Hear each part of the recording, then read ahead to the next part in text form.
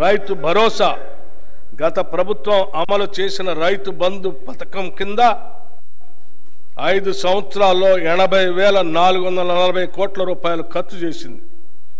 దీనిలో అధిక శాతం లబ్ధి అనర్హులకి, సాగులో లేని భూమి యజమానులకి, రియల్ ఎస్టేట్ వ్యాపారులకి అందటం వల్ల నిధులు భారీగా దుర్వినియోగం అయ్యాయి.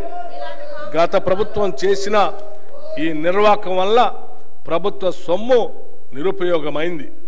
గత ప్రభుత్వం వారు రూపొందించుకున్న నియమ నిబంధనలను వారే తుంగలో తొక్కారు. ఇది చాలా శోచనీయం మరియు క్షమించరాని నేరం. మా ప్రభుత్వం అర్హులైన రైతులకు మాత్రమే లబ్ధి చేకూరేలాగా రైతు బంధు పథకం స్థానే రైతు భరోసాను తీసుకొచ్చింది.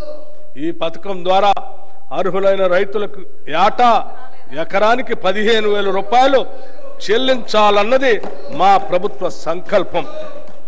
దీని అమలుకు విధి విధానాలు చర్చించి నిర్ణయించడానికి ఒక కేబినెట్ సబ్ కమిటీ ఏర్పాటు చేశాం. ఈ కమిటీ పలు జిల్లాల్లో పర్యటించి ఆ ప్రాంత రైతుల్ని, వ్యవసాయ రంగ నిపుణుల్ని, మేధావుల్ని సంప్రదించి వారి అభిప్రాయాలను సేకరించింది.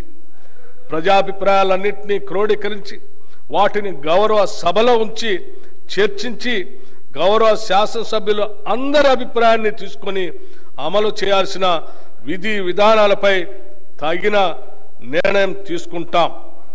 ప్రభుత్వ విధానాలు పారదర్శకంగా ప్రజల భాగస్వామ్యంతో ఖరారు చేయాలి.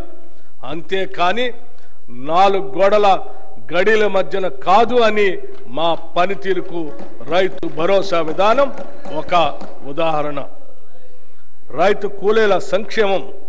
భూమి లేని గ్రామీణ ప్రజానికం ఎక్కువగా రైతు కూలీలుగా పనిచేస్తూ దుర్భర జీవితాన్ని గడుపుతున్నారు. వారికి ఎటువంటి ఆర్థిక భద్రత ఉండకపోవడంతో పనిలేని రోజుల్లో పస్తులు ఉండాల్సిన బాధాకరమైన పరిస్థితి. వీరికి గత 10 ఏళ్లలో ప్రభుత్వ పరంగా ఎటువంటి సహాయ సహకారాలు అందలేదు.